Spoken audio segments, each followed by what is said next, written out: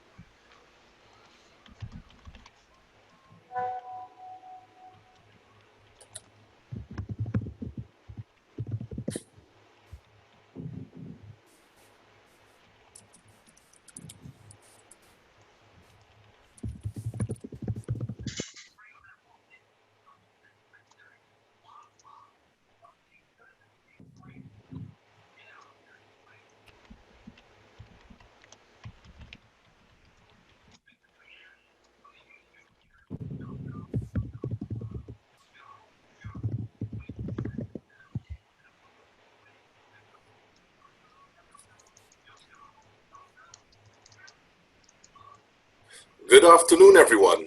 Welcome to the Leveraging ICT to Maintain Competitiveness During COVID-19 webinar. This webinar is being convened by the Arthur Lockjack Global School of Business in association with the UWI St. Augustine campus. The Center for Strategy and Competitiveness was established in 2012 with the aim of becoming the leading competitiveness institute in Latin America and the Caribbean. The center's philosophy involves a holistic approach towards competitiveness that is focused at both the micro and macroeconomic levels. The efforts of the center are geared towards improving the competitiveness of organizations and economies. This is done through the provision of customized strategic business services, training and consultancy services that are designed to inform policy formulation and implementation at the national and regional levels. It is a pleasure to welcome you in this very troubled time with oil reaching unprecedented lows and the issues of business continuity filling the hearts and minds of employers and employees alike. When will our economy return to some degree of normalcy? What is the way forward? What is the new normal? All these things are part of the national discourse right now. And to look at the role of ICT in not just maintaining competitiveness, but even establishing the new normal, we're happy to invite our panelists to speak on this matter. First up, we have Mr. Fahim Mohammed. Fahim Mohammed is the Managing Director of Professional Alliance Network Caribbean Limited, business consultancy, and Founder Director of Horizon Technology Labs and the PDM Academy. Concurrently, he is the Program Director of the Masters of Information Systems and Technology Management at the Arthur Lockjack Global School of Business, the University of the West Indies, St. Augustine, where he also serves as faculty and consultant for IT-based portfolios. He sits on the board of several NGOs focused on community-based leadership and education. Fahim is currently pursuing his doctorate in the area of leadership. He has a Master of Science in Strategic Business Information Technology and a Bachelor of Science in Management Studies from the London School of Economics, and holds postgraduate and other certifications in adult education and technology, and theology, to add to that. Fahim, over to you. Thanks very much, Michael, and hello to all the viewers joining us from wherever you are, in Trinidad and Tobago, the region, or beyond. I'm just going to set the stage in looking at the whole issue of the coronavirus and digital competitiveness of our firms. And let's get straight into it. Host, if you could move to the next slide. And the first thing to recognize is that this COVID-19 phenomena came as a shock to the global economic system. Now, I would be paying attention primarily from a business viewpoint. Of course, there are social and other stakeholder impacts as well. But really, in terms of the shock to the economic system, these are unprecedented phenomena that we're experiencing.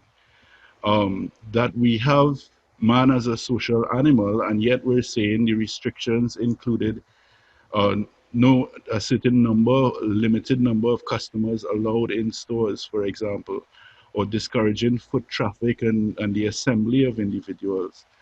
That stores had to provide sanitation facilities, which is a marginal issue at the end of the day. And more prominently, the fact that a lot of these measures were being rolled out by the national authorities with immediate effect and very little time to prepare was definitely something that we had to struggle or wrestle with.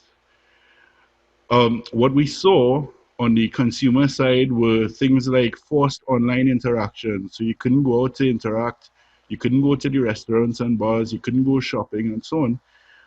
So a lot of browsing and buying switched to online. You had a lot of entertainment content being trusted for in terms of things like virtual tours and travel as an example, but also the fact that people were forced to be in their homes meant that they were looking for content to consume. And then we saw as well on the organization side the switch for employees to online or virtual meetings, interviews in many respects, consultation with the external stakeholders. So there was this sudden need to move your operations online.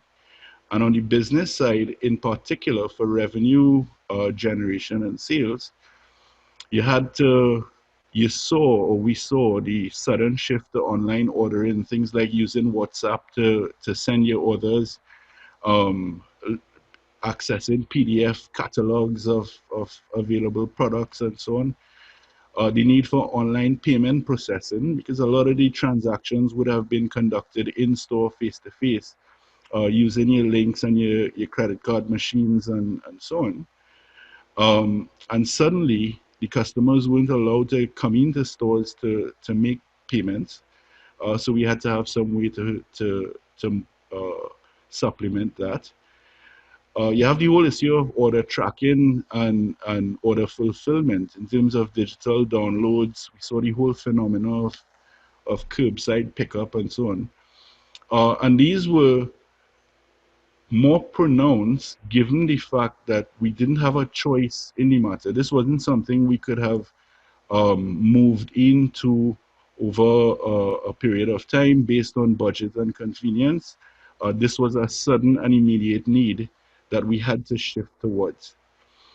The the other thing about it, as you would see on the right hand side of the slide, is this is, although it was a shock, it's not really surprising in the grand scheme of things, because within academia, for example, and within the classroom, we would have been having conversations on these things for quite some time.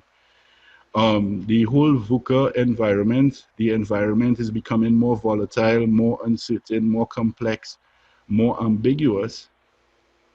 And within there, the recognition that sudden shocks in one area is having a ripple effect and a stronger ripple effect in other jurisdictions throughout the world is something that's widely recognized. In fact, if you look at the mega trends 2030, a lot of organizations have been projecting mega trends that would relate to our 2030 reality. And most of those incorporate some VUCA type environment within there in terms of scenario planning. You have other labels beyond VUCA, things like the fourth industrial revolution and the global shocks and shifts in how value is created, where it is delivered, and by whom, to which customers. Essentially, the point was, or the point is, that it's not as surprising as it is shocking. And really, the shock is the critical need with immediate effect to have to make the transition. Yeah. If we move on to the other slide, we could pay a little closer attention to the customer response, although by now, a month or two into the scenario, I think we would all be in a position to appreciate what the contemporary or present customer response has been and continues to be. So we recognize on the first part the online driven consumption of goods and services, and we see in the graph on the right hand side there was a sudden shift in terms of the online transactions, which were in the line, the red line, and a sudden fall in terms of the in-store consumption reflected in the green. So people have been forced to shift to online purchases on one part. What we also observe is that there's a lot of noise on the social media, for example, around other facets of how companies operate. So the increased scrutiny of business practices, things like sanitation, things like what provisions are being made for different market segments. Do we cater to the elderly and give them some type of preferential access? How do we cater for essential workers?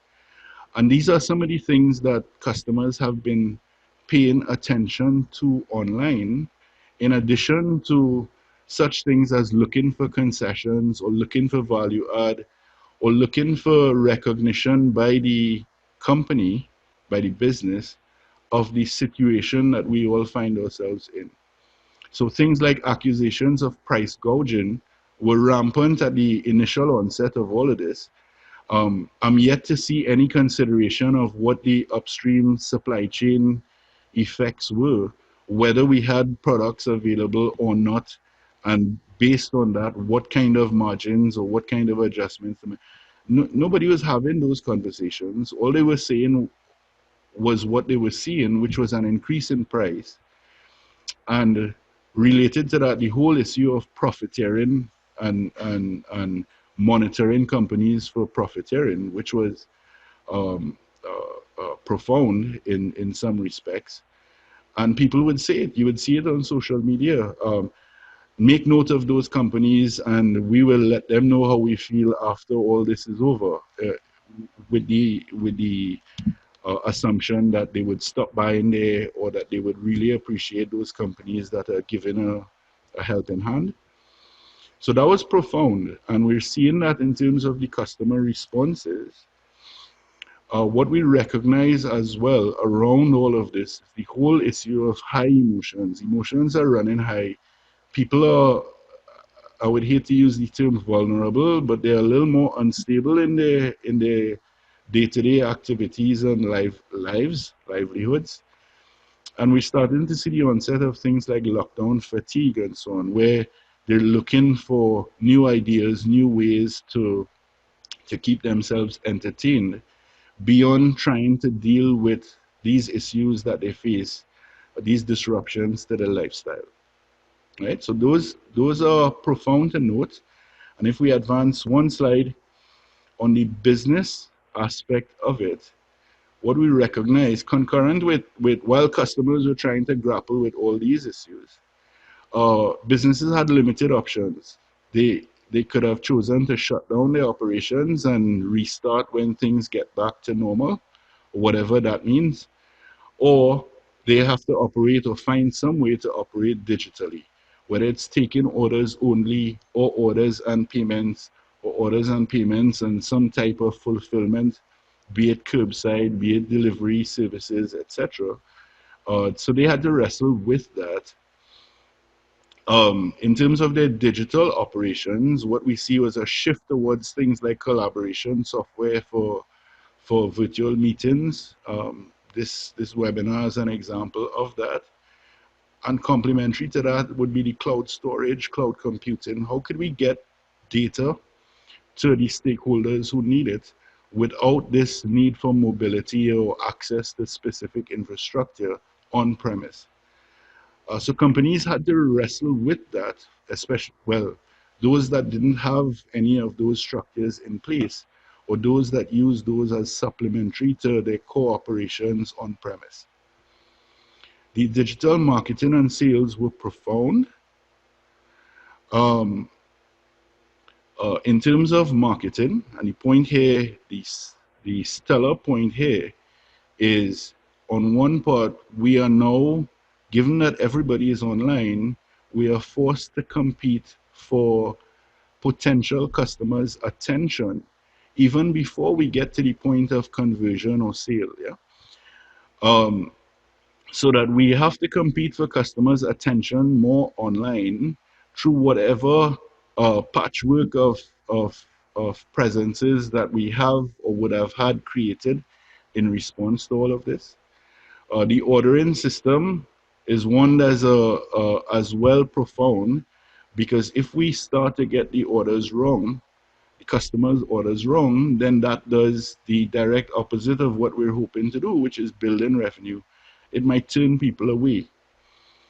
Given the fact that they are online, they're networked, they're noisy, um, were they to spread that message, good or bad, then we could expect some type of effect as a result. And as well, the diverse delivery options and trying to figure out what makes most sense for delivering services, whether it's curbside, whether it's delivery services. Is there some digital component that we could categorize and deliver digitally, etc.? Are all things that organizations would have had to contend with, in addition to the normal run of operations in terms of how we treat with staffing issues and scheduling and redeployment of staff and facilities, safeguarding facilities and so on, right? So that what we see, and the intent is really a summary of that view along the supply chain. You have limited supplies available, partial fulfillment, higher prices on the back end, trying to get your organization to operate or function digitally, perhaps by force, and in some cases where there were little to no digital operations, this would also bring a steep learning curve with everyone trying to figure out how to get this to work. How do we get this to work for us? Right? The shared commitment by the staff is profound. We're not only concerned as employees with firm-related issues, but we're also concerned about exposure to the COVID-19. We also with our kids at home, and we have to struggle with how we balance our attention to all. And there are a number of memes and a number of videos circulating that shows the good and the bad of how that can work. And on the consumer side, to recap what we had said previously, the whole issue of high online activity, high emotions, heightened vigilance are things that we would need to consider within this COVID and post-COVID context that we're operating in now, moving forward. So how does that work? What does that allow for? Let's move forward one slide. And what we can appreciate is that using the cliche of in danger there's crisis and there's opportunity, and looking beyond the crisis to what opportunities are available, we could recognize that on one part, where there is high consumer emotion, we have a significant opportunity for branding. Since branding provides that vehicle for consumers to connect with our identity in that digital sphere. I mean, branding is not limited to the digital sphere, but in this context, we are limited to pretty much digital engagement. So we have the opportunity to have customers associate our brand with some level of value. And based on that value, whatever we want that value perception to be by the customer, we are able to engage them in a much more meaningful way. They're online, they're consuming content, they're looking for content, and they're hyper vigilant on business operations on one respect. And therefore it gives us the opportunity to build that customer loyalty. And at underlying within the literature, we recognize that customer loyalty is the basis for future sales. Now, the thing about it is we don't know how long this is going to last. We don't know what the reality is going to slow segments of the market open back up to the public. Are we going to just lift the restrictions, carte blanche? How exactly is that going to work? What the financial situations are of customers. And therefore, really, loyalty gives us that basis to say, if we have 500 loyal customers, we can anticipate X much in sales coming out of the gates, yeah? So that whole context is one opportunity that is there for us to consider. And on the other part, we have the whole issue of forced technological adoption and the label around that: digital transformation, technological innovation, whatever labels they are. It follows a particular logic. And I would close by highlighting that really. On one part, there is, to what extent could we digitize our operations, make our processes computer-based, so that we would be able to capture data, move data where it needs to be, break down silos or misalignment of your HR, for example, to your strategic operations or your IT or whatever. Digitalization offers an opportunity that you have that data captured in a computer system that you are able to share anywhere in the world at the click of a button. Presents an opportunity to achieve some of those improvements in your operations. Beyond that, you have the whole issue of automation within your operations. There are some things that could be digitized and sequenced to run autonomously, and therefore limited need for human input. I should add to that the whole capacity for reporting and analytics. That our data is digitized means that we now have the ability to track or monitor in a much more real-time sense what kind of performance metrics and movements in those metrics are. The other aspect of it, technology and innovation R&D, should be a discipline that we're building in order to move our organization forward. All indications are whenever COVID is actually brought under control, be it at the before the second wave, third wave, whatever, the indications are there have been an increase in the number of infections that have gone viral of epidemic or pandemic proportions. Ebola, SARS, MERS, and now COVID-19. And we can expect in the future to have to wrestle with some of these realities again in the operations of our business.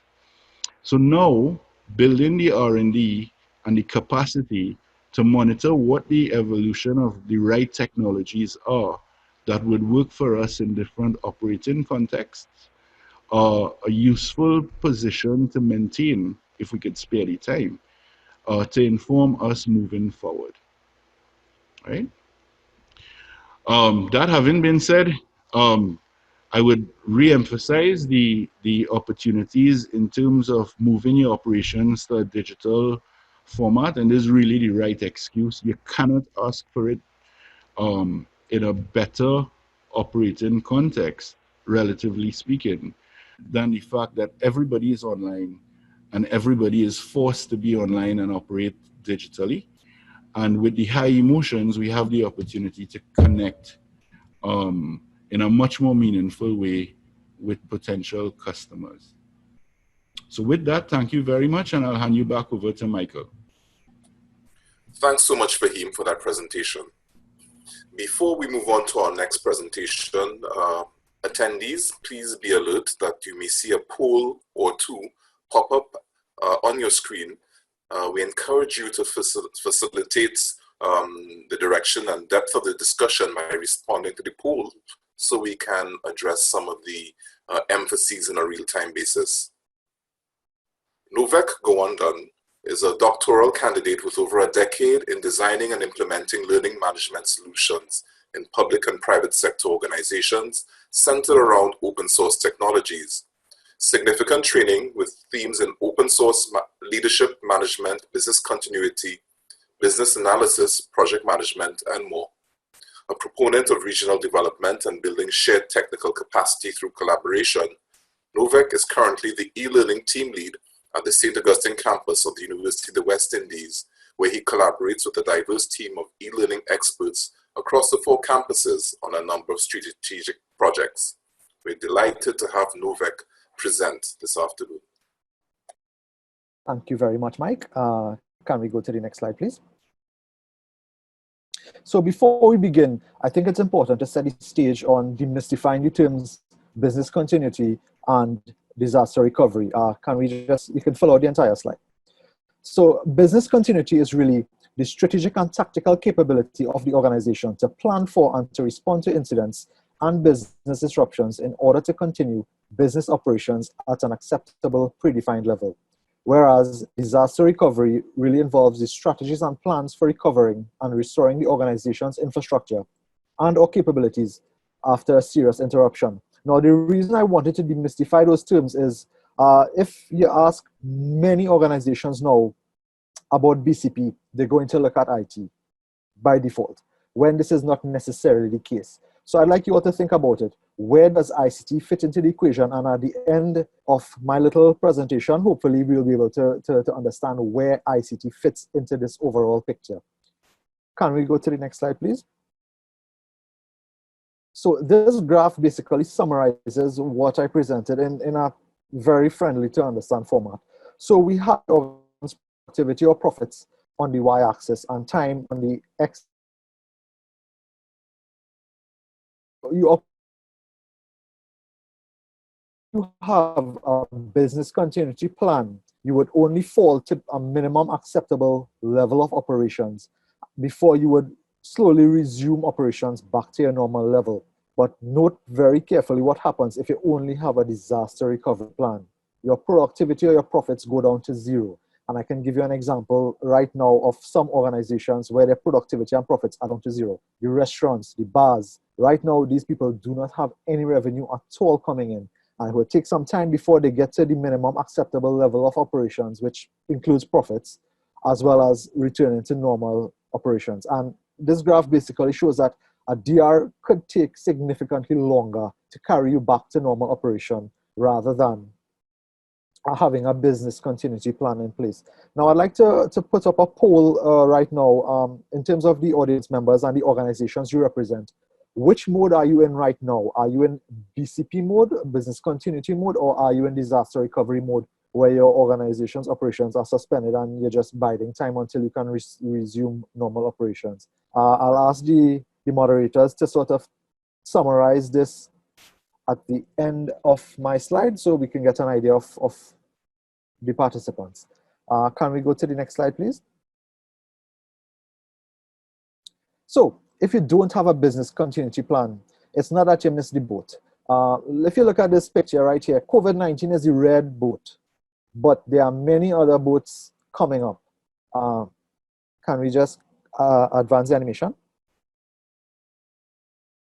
Yes, so you need to get with the program, meaning that you need to have a business continuity program within your organization. Whether you are a small business or a large conglomerate, it is important to have a business continuity program in place. Now, a plan is just a segment of the program, and I put a star there because at the end of my presentation, I'm going into what a business continuity program or business continuity office involves and the different players and stakeholders involved. I'll try to keep it very, very short. Next slide, please.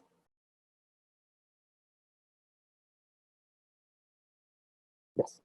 So in order to succeed or survive at this point, you need to tackle the PPTP, which are the people, the processes, the technology, and the policies, which would guarantee your organization's success or survival, depending on which mode you are in. Next slide, please. So you can fill out the entire slide. So in terms of processes, right now, we acknowledge that it is not business as usual. At the organizational level, you need to assess and triage your business processes. And some of them would be limited by national policy, for example. Fahim would have mentioned that some stores will be required to close. Some stores may have to limit the amount of customers that they're interacting with at any given point in time. If you have an online store, now would be the time to focus on the online presence rather than the on-premise presence. So the bottom line is that every organization or industry is different, and each person or each company needs to focus on the processes that can keep them out of the red while understanding the different factors or risks involved for the processes. Next slide, please. So, in terms of the people, this is a really large one because people make up the organization, and without people, the organization cannot function. So you need to pick your players. Who can work remotely? What sort of supervision do they need? Do they have access to the right tools and equipment?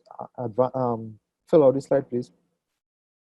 No, oh, we're missing some information. Okay, so yes, you need to establish or reevaluate reasonable parameters for work. You need to help your employees establish a healthy work-life balance. And Fahim would have mentioned the shared commitment. If they have kids, that's a really large factor in this equation because they need to split their focus between keeping the processes pumping that they support at the organizational level, but then schools are closed, so they also need to have a focus on their kids. And I mean, people have responsibilities, so it's not necessarily an 8-to-4 split at this moment. Next slide, please. And further. So in terms of the technology, here's where you need to classify your data and applications. You need to think about the different levels of security, who needs access to what information and how they are going to access it. And some of these will be guided by your organization's policies. Now, in some cases, in small businesses, you may not have policies in place that would guide the technology, but you can ask yourself some simple questions. For example, if you have a small business, can your data or your applications be moved or migrated? If the answer is yes, there are different cloud strategies where you can have your applications out on the cloud, whether it's hosted software, whether it's hosted infrastructure. There are a number of different solutions. If you can't move to the cloud, then you have to look at alternatives, which would be VPN or virtual private networking or remote desktop access to allow your staff members access to the technology that you have on premise. In terms of remote collaboration, there are many different solutions available, such as Zoom, Blackboard, Slack, Office 365, Google Suite, etc. And each of these would have pros and cons or use case limitations. I'll give you an example. You don't want Karen putting up your HR data in a Google spreadsheet and accessing this from home, where Google spreadsheets may not necessarily have version control. Someone can accidentally delete the sheet and potentially back the work that she has there. So again, that's where your classifications need to be very, very clear and concise, as well as assessing the different risks of the different platforms or the data that you have. Can we go to the next slide, please? Oh, sorry. That last one was really a question on the technology supply chain. So we don't need to go back. I'll just speak about it.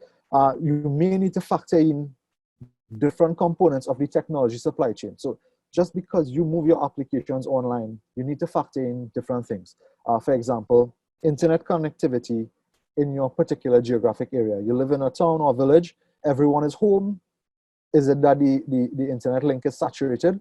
How would that impact you accessing your organization's data on the cloud? So I just thought of the supply chain as cloud providers, the ISP, you as the consumer. There are different factors that need to be considered.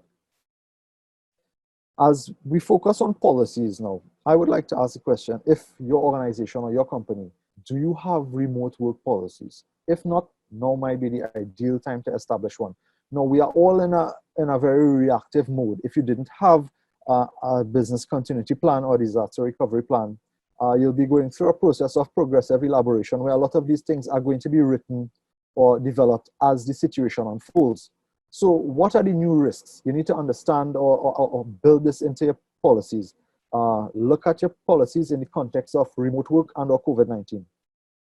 COVID-19 is just one issue that is coming up, but there may be more, so you may be preparing your organization in the future for different risks. Did your organizational structure change or morph? What about the reporting lines? Have you reviewed the reporting lines or the reporting frequencies? You need to move from an hourly mindset to a project or task-driven one. What about new assessment criteria? The employees who are working remotely, how are you going to assess whether they are doing what they're supposed to be doing?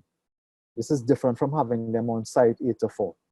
And no matter where we are in this picture, communication is the key, whether it's at the team level, whether it's up and down the reporting chain from management, goes straight down to the bottom levels in the organization. Communication is very important at this particular point in time. And I'd also like to note here, because this is happening across different companies. It may be an emergency situation, but your company policies aren't out the window. Policies were really developed to protect the organization in some form or fashion. And as a result, these policies may need to evolve to adapt to what we're calling the new normal. Next slide, please. So you could fill out this entire slide. We're going to look at, one second, right, some of the elements of a business continuity program. The first one is program initiation and management, where you really need to establish the need for a business continuity program. And this needs to involve the executive management, because they now would obtain support and funding for this program because it isn't cheap, as well as build the organizational framework to support the program. In terms of risk evaluation and control, this is where you identify risks that can adversely affect the organization's resources or image, as well as any potential impacts to the entity. And this is really done by the Business Continuity Office working in tandem with the different process or owners or functional departments. Your business impact analysis involves your business again, as well as the process owners, where you identify and prioritize the different functions and processes and will have the greatest impact when or if they become unavailable. At that point in time, you develop different business continuity strategies, and this would be done by the Business Continuity Office and Executive Management, because now you would have a big picture of what are some of the processes, what are some of the risks, and the impact to the organization. And management will be able to decide, okay, this is what we need to focus on in terms of the spend, or in terms of the effort, in terms of man hours, etc. Then we'll go on to the emergency preparedness and response. And this is cross-sectional. This is everyone in the organization, but it is led by management. So you would develop and assist with the implementation of an incident management system. You would define requirements to develop and implement a response plan to any particular event, and to ensure that it's coordinated with any external organizations in a timely and effective manner when appropriate. Next slide, please.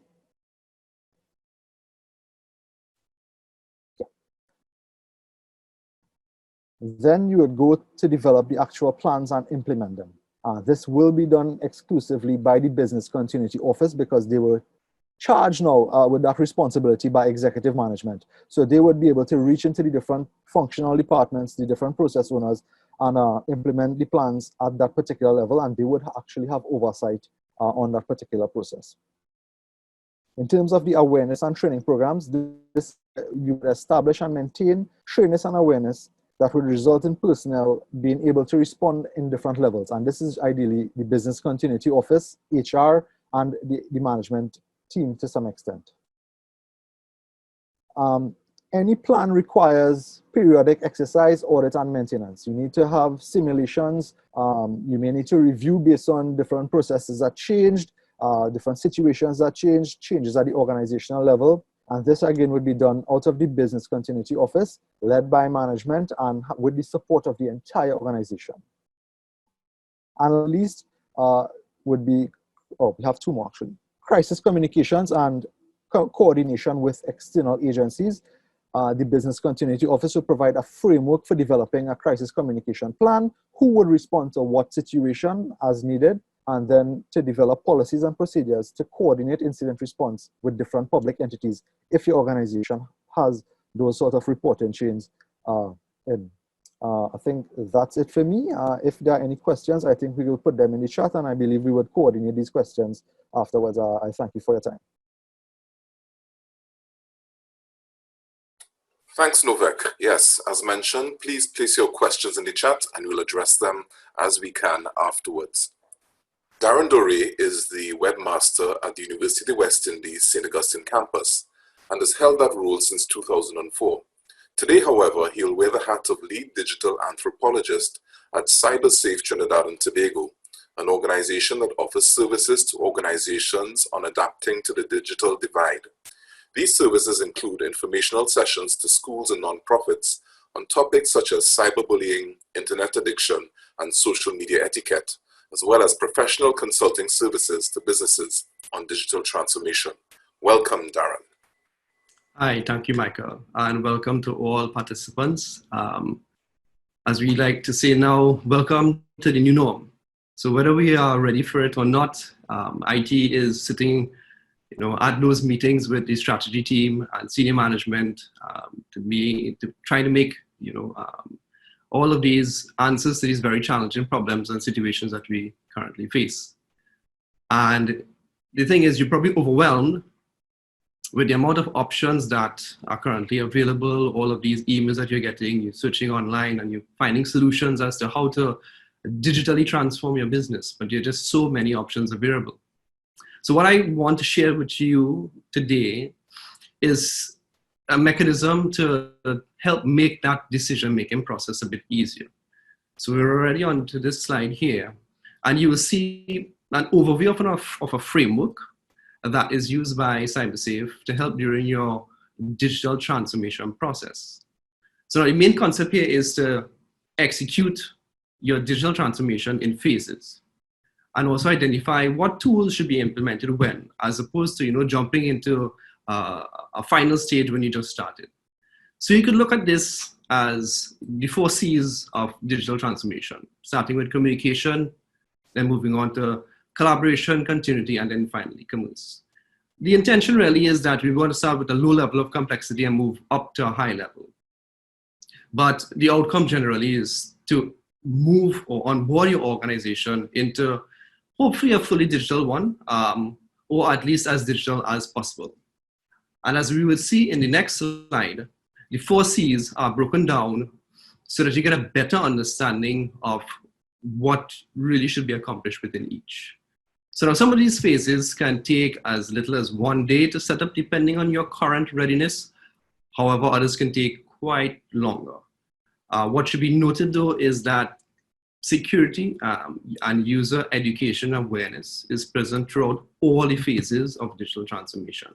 And we would have heard this before from the previous panelists mentioning putting certain things onto the cloud and being aware as to what data you have and who has access to it. So what we'll do next is break down as quickly as possible. I know that time is drawing near. As quickly as possible, the different phases. And I've actually outlined some of the tools and action items that you can actually execute during each of these phases as you begin your digital transformation process. So we will begin with, on the next slide, with communication. Now, communication is the phase that focuses on your internal and external stakeholders. And from what I've seen is actually one that's sometimes ignored entirely. This is where you let your customers know what your current situation are. Can you continue business? Are you currently conducting business? I had a conversation with someone last night who said that, so they have a Facebook page, but they're not getting any new business. So, people are not finding them. And the fact of the matter is, only the people who follow you on social media or who you're friends with will know what your current situation is. You're not going to attract new business in that regard. So sometimes a website is the first and foremost thing to get you up and running. I did some research and there were over 42,000 new registered domains just for the last, I think it was 2 months. Bearing in mind, a lot of these had COVID or COVID-19 or Corona in its name. So they're probably some of the spammy websites that you probably found as well. But there are a lot of folks that are actually registering new domains, getting themselves online. So your existing and new customers need to know where you are. And I'm sure just like me and the rest of your colleagues and friends, your first area to get information is on the internet. You're going to go up to Google and you're going to search. So if you're not there competing with the rest of the world, then you're not in that space. People are not going to find you. So elements of this phase can be completed quickly. Some businesses probably already have these channels to tap into, but it's definitely the first way to go, and it's probably the quickest and easiest. It should be noted that the elements of this phase serves as the foundation to the 4th phase, which we will discuss, coming up. So the next slide provides us with options for collaboration. Now, this phase focuses on the internal operations of the organization, and it's really an attempt to get some degree of business operations up and running. Novik would have mentioned some of these tools previously, and you really have to make the decision internally as to what you can and cannot realistically employ. So the main objective here is to ensure you have adequate collaboration between teams so that you can still securely conduct meetings and share documents and keep the business running. Now, one of the items I want to focus on is, which a lot of people don't really speak about, is workload management and how you can actually manage the work that is completed by your team.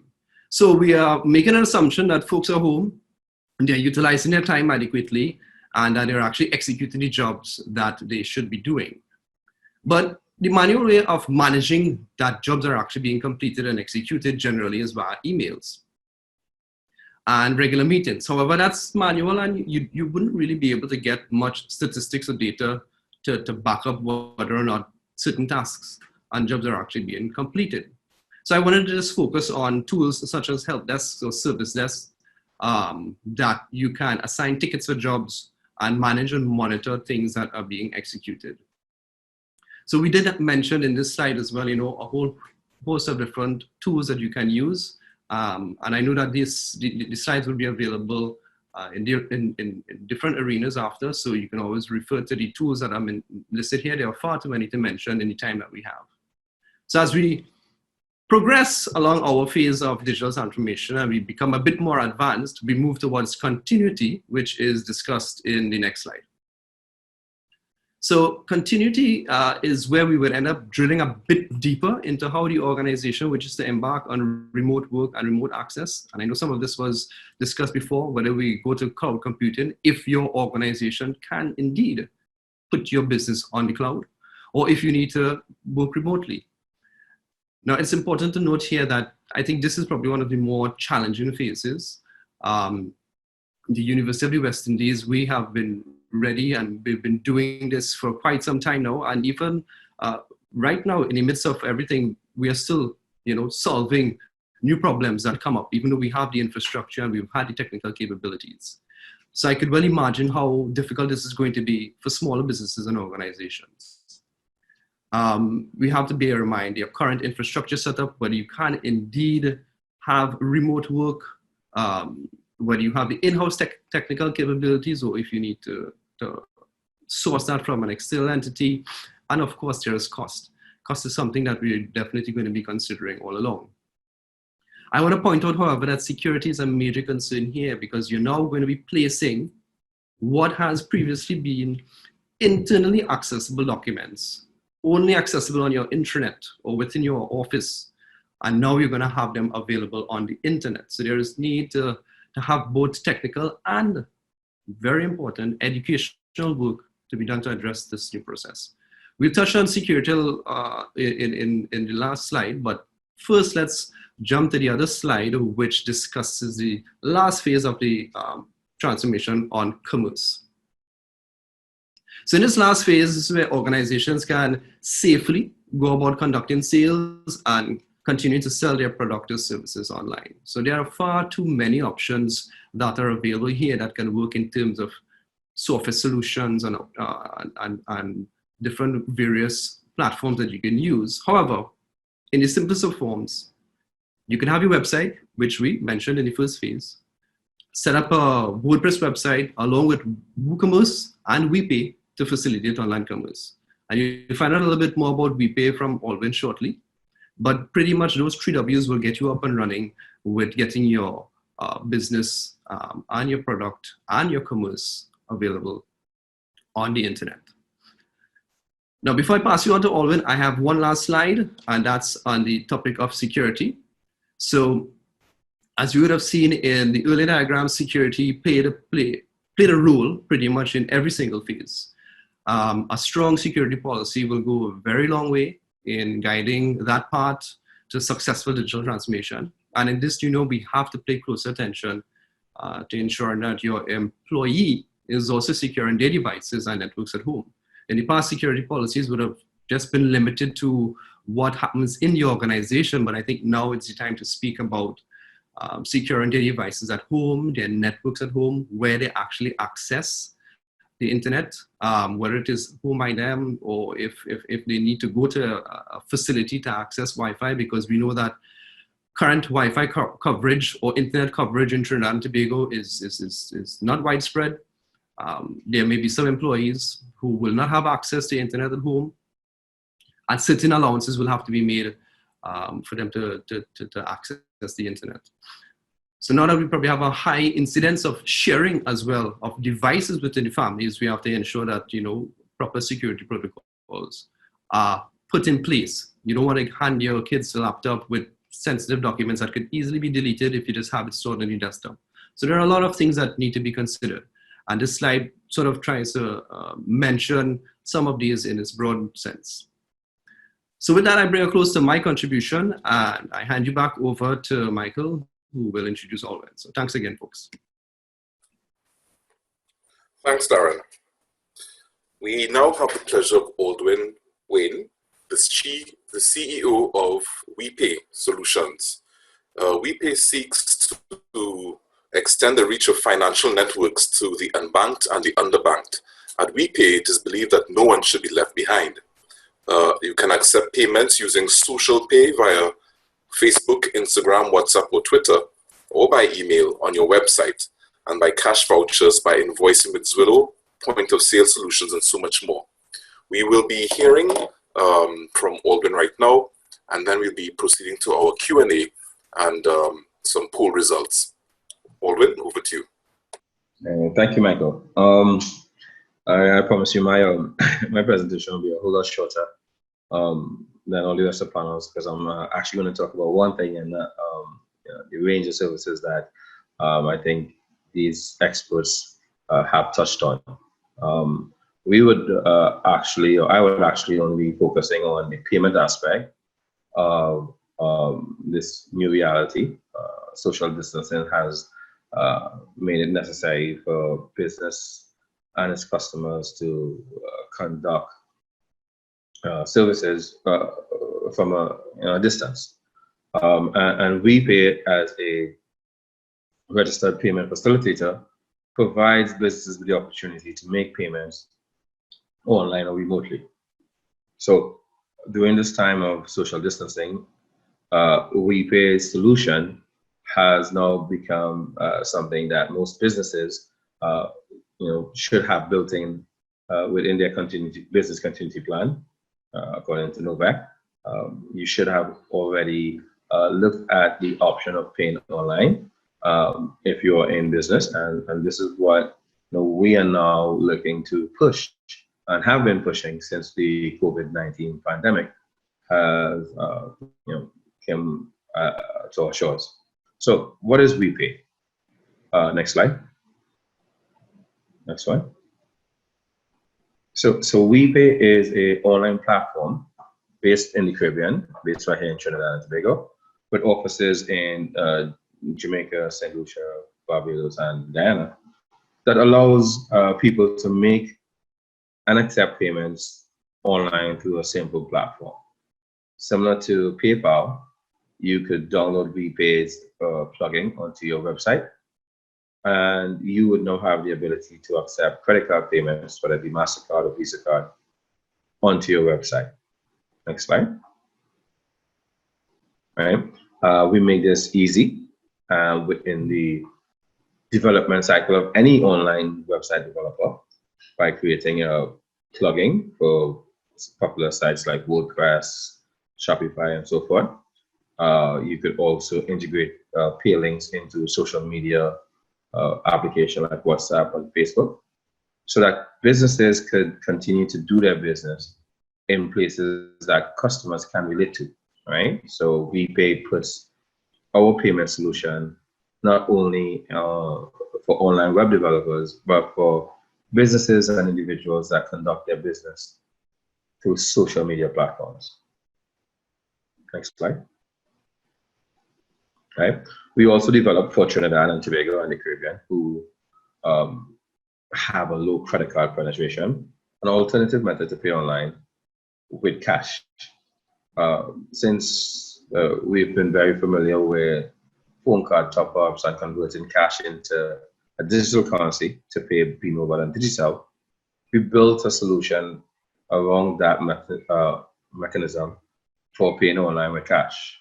And we call it our WePay top-up.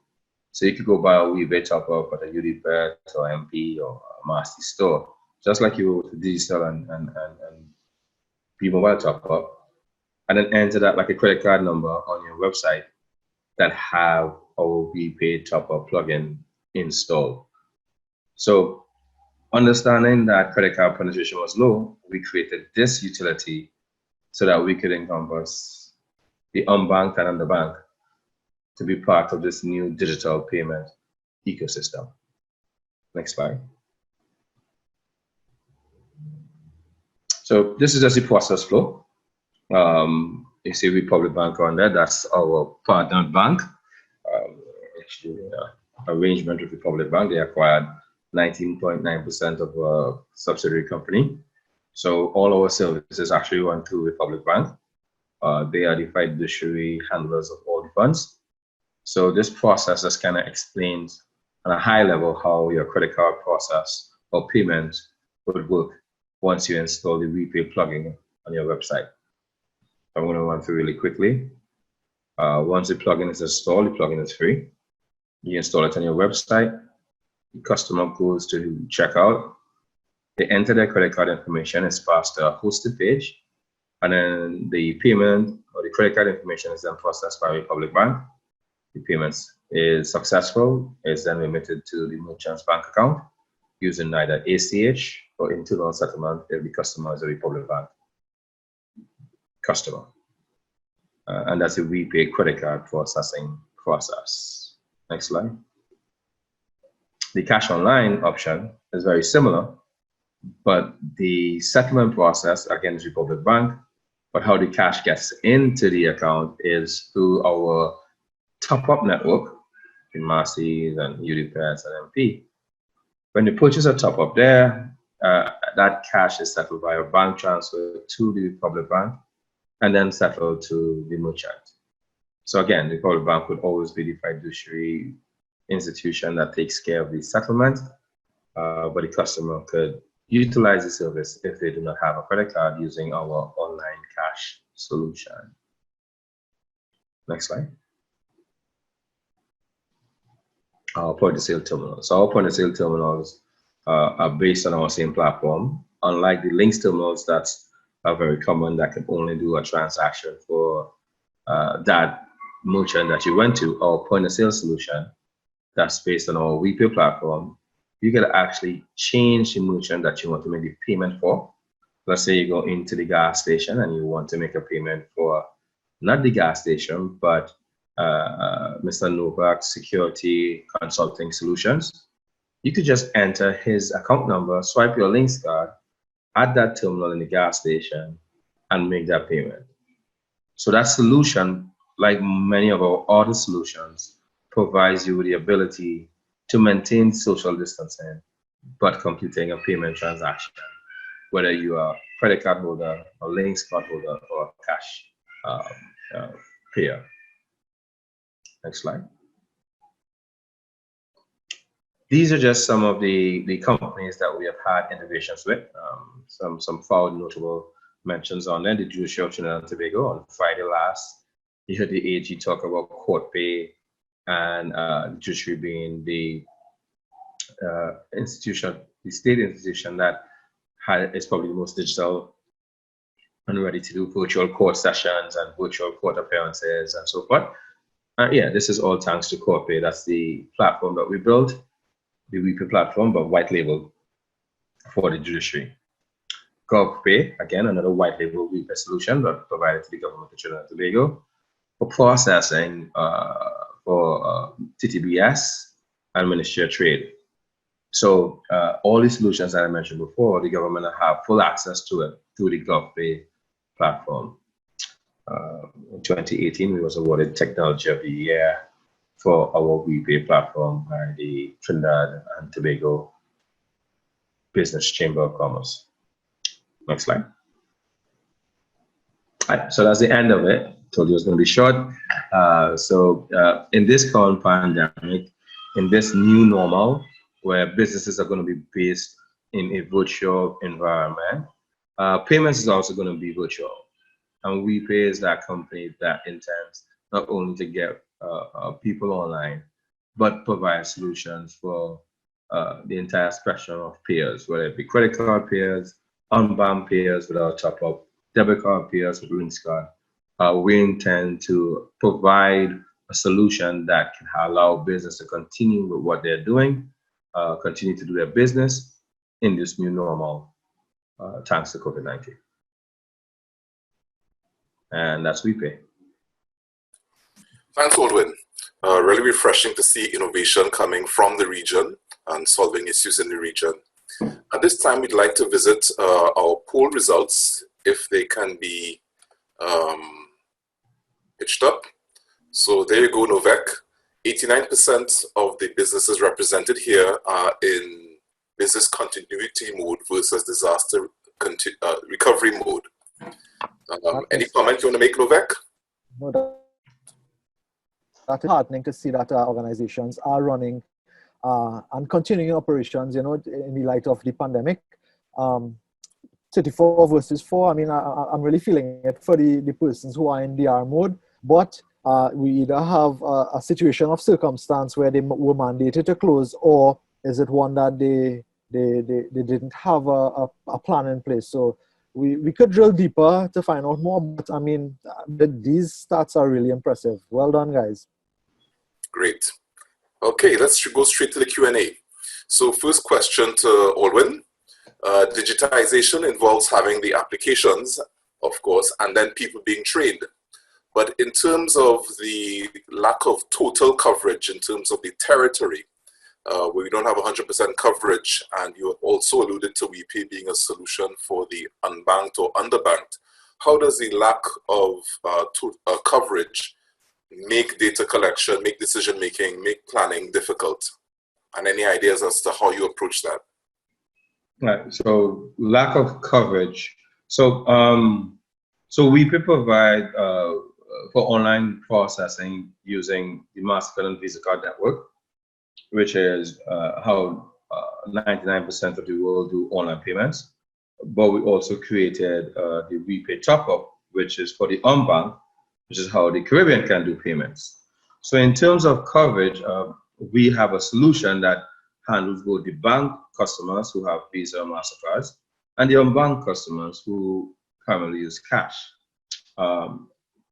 So I think from the coverage angle, we have a solution that would allow for anyone to make a payment online. I think from a education side of the thing, where we make sure that everyone understands that this solution is available for them to participate into online payments, is where, you know, we probably need to have a stronger push. And this comes with collaboration from people that use the system. It comes from we putting more information out there. It comes from more people making sure that they understand that there is a product that could allow you to make payments online. So it's going to be a concerted effort. And to the question, to the point that the commenter was raising, how do we have that holistic push? I think it comes from businesses as well as WePay, allowing people to understand that this is a solution that is existing, this is a solution that you could use, and this is a solution that would accommodate the different types of players on there, whether it be banked or unbanked.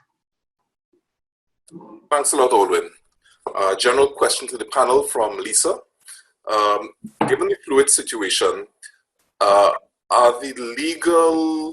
there any legal restrictions or challenges that businesses are going to be experiencing at this point in time who are looking to thrive in the post-COVID environment as they seek to leverage ICT?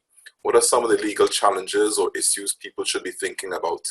General question to the panel. Well, I'll venture a first stab at that. We have a number of legal requirements that we have to adhere to as operating firms. So whether it be filing annual returns or meeting your tax obligations and so on, one would expect, and we have seen in some countries where those things were relaxed in recognition of the scenario that we all facing globally. I'm not sure that there is any uniform approach to dealing with those issues. Legislative-wise, as it pertains to conducting digital business, I think some of the the recurring or legacy issues are still there. Things like your digital signatures and your currency transactions, the need for original signatures and so on, are still issues that would be brought to bear on this situation. We could hope, as I said, that some of those things are adjusted in recognition of what customers have to face. To date, from my understanding, I don't think I've heard too much on any of those on the business side. I think the recognition has more been on household and healthcare, in particular. We had the pandemic leave and so on, looking after the employees, but for the businesses themselves, so far, it seems to be an area that is yet to be addressed in some of the operating context in the region. And you were asking if there are any legal restrictions, correct? Yeah, challenges that businesses may face. Well, I mean, at the end of the day, from where I sit, I think any compliance with already imposed legislation would be a challenge, insofar as it would require some level of mobility, I would imagine, finding cash that you could otherwise deploy to offset revenue loss and so on. I don't think beyond in our operating jurisdiction, I don't think beyond the healthcare provisions, there have been any additional challenges that we would have had to face in that regard. But I could be wrong, and I stand corrected. Okay, thanks. Any other viewpoints from the panel? Sure, Michael. I wouldn't mind chiming in here from a legal perspective. Remember, we were talking about technology and software, and we are asking employees to conduct business at home. They may not necessarily have, the appropriate software, and may venture on their own to download something off the internet, that might not entirely be legal or pirated version, and that can have consequences depending on what it is and what you're connecting to, and it could even go all the way back up to the organization themselves, right? So that is something that we have to be mindful of with this need to use software and not having the appropriate license to install for everyone. That could put the organization and also the employee in some legal hot water as well. Okay, thanks, Darren. Another question. Is there any way that it could be at least estimated or determined the extent to which businesses have been able to withstand the shock, the COVID shock? How would that be determined at this stage, whether from a disaster recovery point of view or from a disaster or from a business continuity point of view? I mean, we had our own poll here, but how would you think the chambers or the government Ministry of Trade would be evaluating that if you had to recommend them quickly from the panel?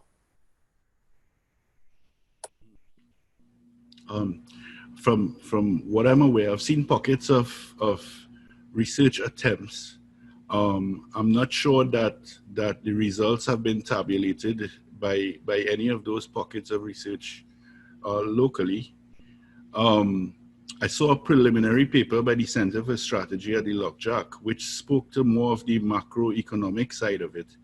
So I'm not sure, but I would expect that they have gone down that path, that we can expect to see some data on the horizon around the business impact of all of this. But I would defer to the GSB's center itself and their communication to inform any of that.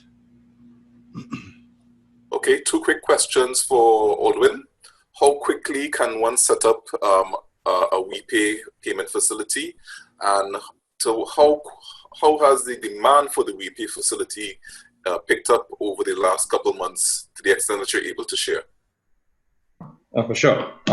So let me start with the last question. We probably had about a 300% increase in online business, because your options are online or nothing, your storefronts can't open. So if you want to continue doing business, you need to be able to accept payments remotely. And the only way you can do that is online. So we probably had a 300% increase. All the way from governments, not only in Trinidad, but Barbados, Jamaica, Guyana, via state entities, governments, commercial entities, all now going online using our platform. And to answer the first question, what we did was make utilities, tools, plugins available for the various types of online applications, whether it be Magento, WordPress, Wix, Shopify, so forth. Easy downloadable plugins that you could download tonight, have it installed on your site, add your WePay merchant ID, and you can start processing payments tomorrow into your local bank account. That's awesome. That's awesome. Last two questions. One generally for the panel, starting with Fahim, picking on Fahim again.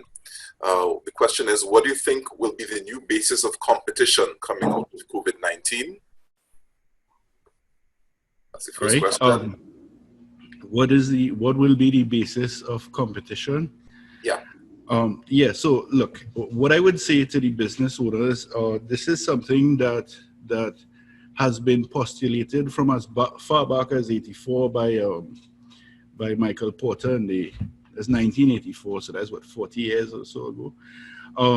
We appreciate that in the digital realm, the currency of competitiveness is information. So that's undoubtedly be the basis. And specifically, what it means is, are you as a firm capturing data on your customers, who your customers are, what are their demographics, geographics, psychographics, etc., in order to understand your market better? Are you capturing data on your social media platforms to gauge which type of content, which type of presentation or conversation is working for which market segments to drive traffic to your site? Are you capturing data and analytics on conversions to optimize your inventory, to optimize your product portfolio or its adjustments? All the way down throughout the entire consumer life cycle, down to advocacy. Can you create and deliver the content to get your customers to sing your praises in their social networks? Because that is really the basis on which competition is being driven. Market leadership is being reorchestrated right now.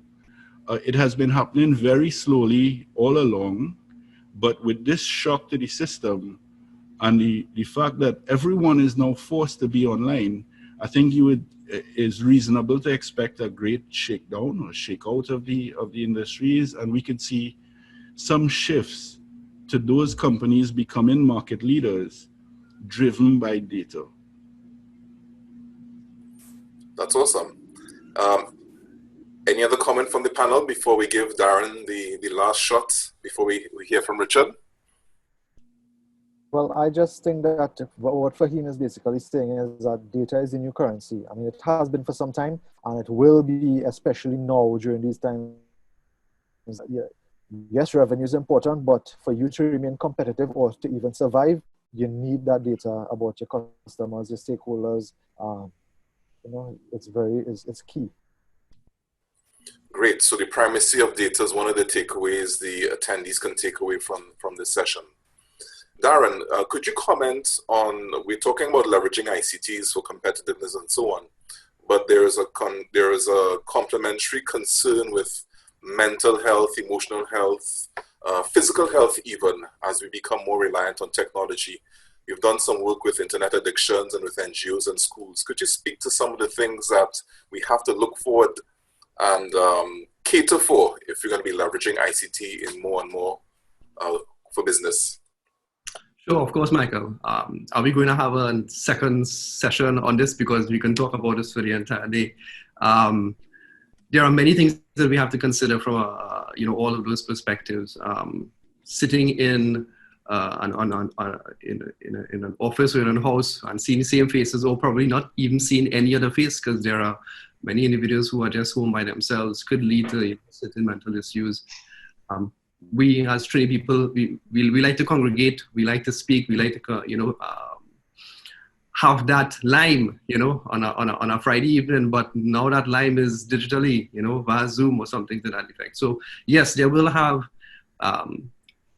be the need, I should say, for increased communication and conversations within the employees. Look, just this morning before our session here, I had my one of my weekly Zoom meetings with my team. And you have to bear in mind that you can't just ask about work. You need to ask about how has their day been going, what's going on at home, because those are the conversations you would have had on a daily basis with those folks when they walk into the office, right? So it can't only be about work. From a physical perspective, this is important, especially when you think about kids having to do their schooling from home as well. We may have had that one ergonomic chair in the house that, the parent might have used because they come to do work late in the night. But having kids sit on a couch or lying on a mattress or something that's not really designed for them to be in that proper form of physical state for an extended period could have some repercussions. We have to bear that in mind as well. Also, proper lighting, using the devices, all of these can add up, if we continue in this as the new norm for an extended period.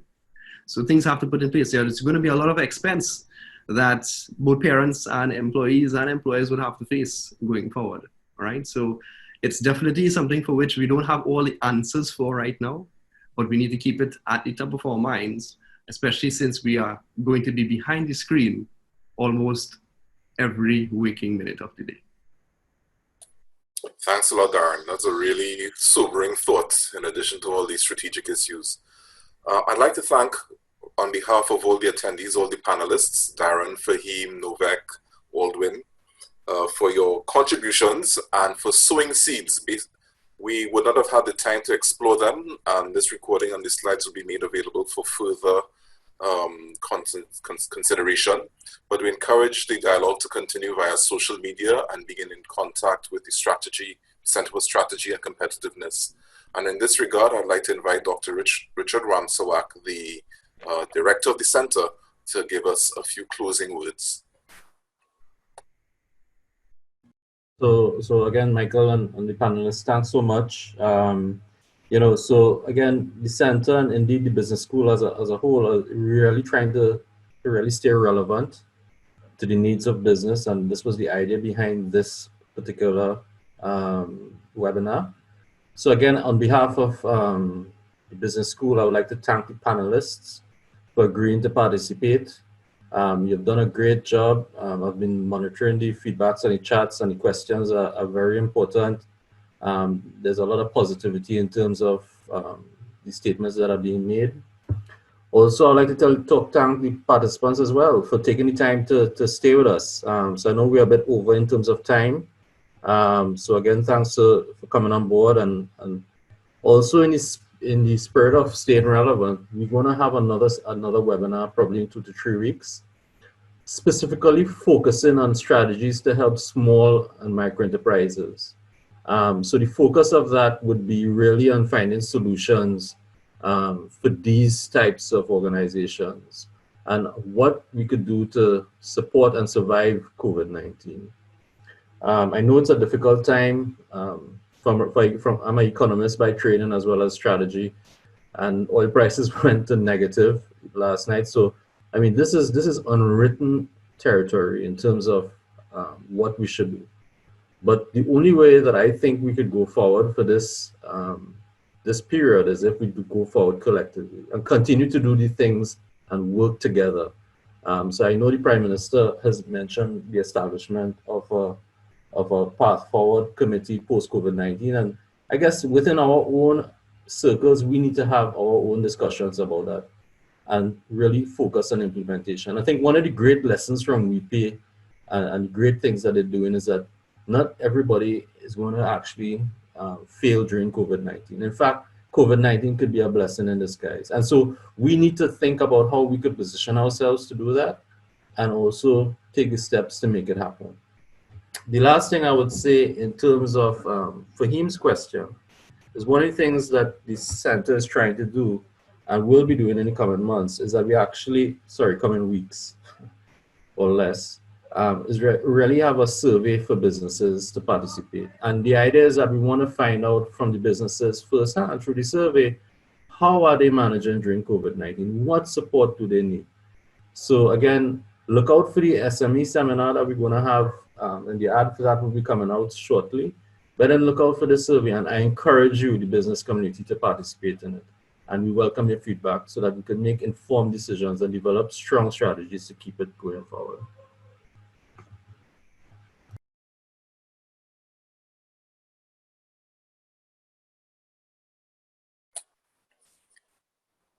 Thanks again, ladies and gentlemen. See you next time. All right, folks. Bye. Thanks again. Take care. Thanks.